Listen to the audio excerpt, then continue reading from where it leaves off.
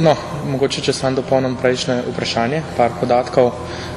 Na Facebooku smo štartali marca 2009, torej dobre 2 leti od tega, sočasno s tem, ko smo launčali prvo različico spletne strani. Zdaj, če se dotaknem drugega vprašanja. V bistvu spletna prisotnost je zelo pomembna, pa ne, Dan je vse skozi močno prisoten na spletu, pa ne le na socialnih omrežjih, tudi prek svoje spletne strani, ki je prenovljena.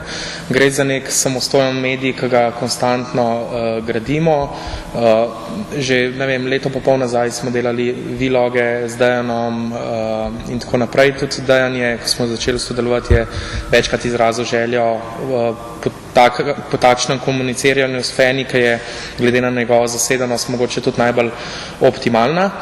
Če se pa navežem na vprašanje, zmage se ne dobivajo na spletu, absolutno se ne dobivajo, sam se pa znamka tudi preko spleta gradi in v svetu boksa, ker so te športniki kot brendi še toliko bolj pomembni, lahko rečemo, da se kakšno rundo dobi tudi s tem, ko delamo tako aktivno mogoče na spletu. Na koncu je pa za zmago vedno poskrbi Dajan v ringu.